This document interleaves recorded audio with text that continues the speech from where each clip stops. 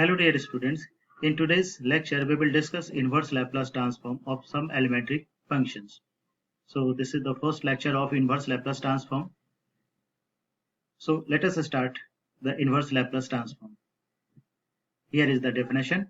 If fs be the Laplace transform of the function ft, that is L of ft equal to fs, then ft is called inverse Laplace transform of the function fs and written as ft equal to L inverse of fs, where L inverse is called inverse Laplace transformation operator.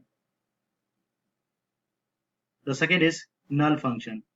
If n of t is a function of t such that integration of 0 to t n of t dt equal to 0 for all t greater than 0, then n of t is called null function.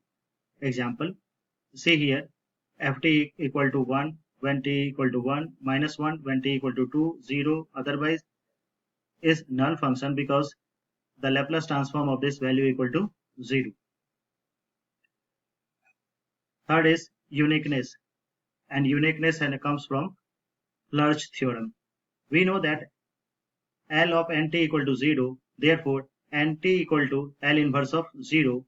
Further, Laplace of ft equal to fs, then L of ft plus ns equal to fs. Therefore, L inverse of fs from here, L inverse of fs equal to ft plus nt. This shows that we have the two different functions with the same Laplace transform. Now it is clear from example. Suppose we have the two different functions f1t equal to e to the power minus 5t and f2t with another function that is 0 when t equal to 1 e to the power minus 5t otherwise.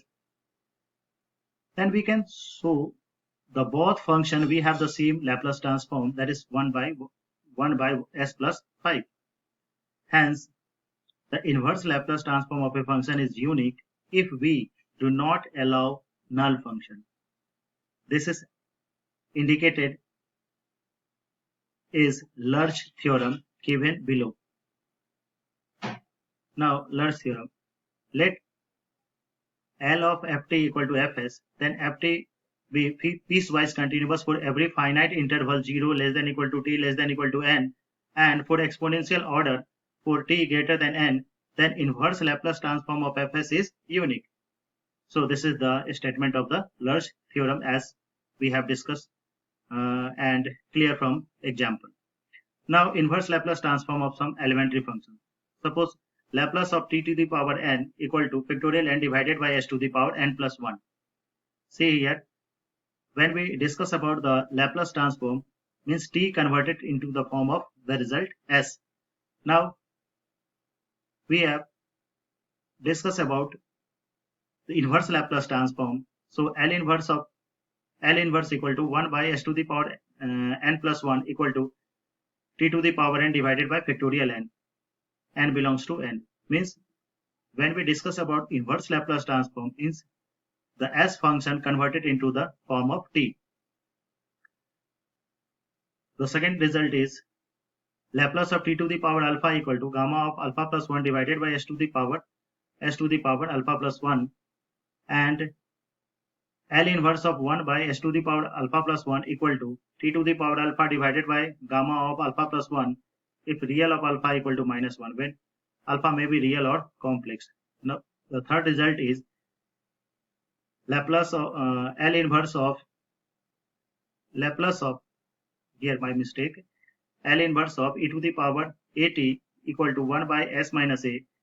Then L inverse of 1 by s minus a equal to e to the power at when s is greater than a. This is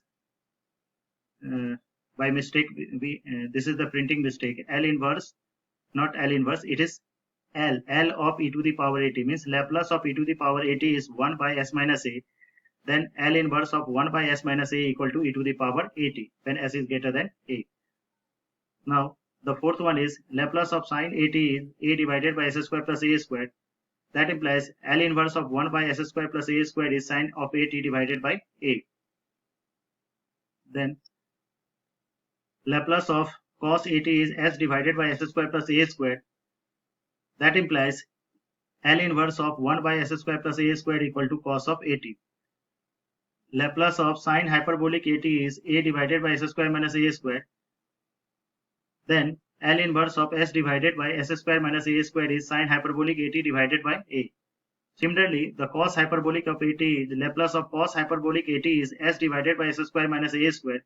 Then L inverse of s divided by s square minus a square is cos hyperbolic at. And the last one, L of J0 of at means basis function of J0 of at is 1 divided by s square under root of s square plus a square. Then L inverse of 1 divided by under root of s square plus a square is J0 of at. So this is the elementary formulas, basic formulas of inverse Laplace transform. Now let us take example related to the elementary functions. Example number 1. Suppose L inverse of 1 by s squared. It can be converted into L inverse of 1 by s to the power. Here is 8. By mistake, it is this is the printing mistake.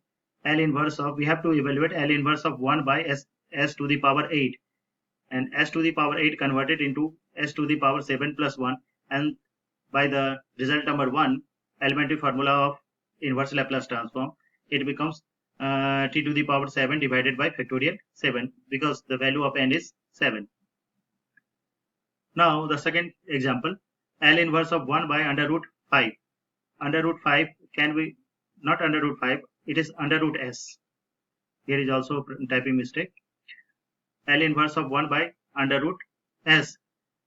So L inverse of 1 by s to the power half converted into t to the power half minus 1 divided by gamma half, and it becomes t to the power minus half under root of pi, and because the value of gamma half is under root pi, so after simplification it becomes 1 by under root t pi.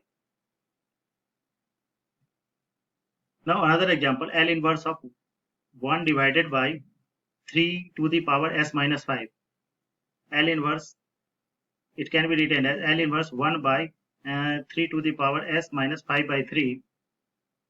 5 by 3. So 1 by 3 should be outside.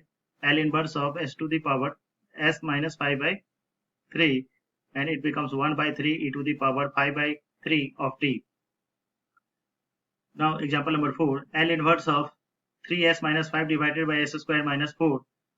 So this is equal to L inverse of 3 into s divided by s square minus 2 square minus 5 of 1 by s square minus 2 square. 3 should be outside. L inverse of s divided by s square minus 2 square. 5 should be outside. L inverse of 1 by s square minus 2 square. So 3 as it is, and this is the direct from elementary formula. This is the cos hyperbolic 2t 5, and here is the value of a is 2. So this is the sine 2t divided by 2. 2 means here. So 3 cos hyperbolic 2t minus 5 by 2 sine 2t.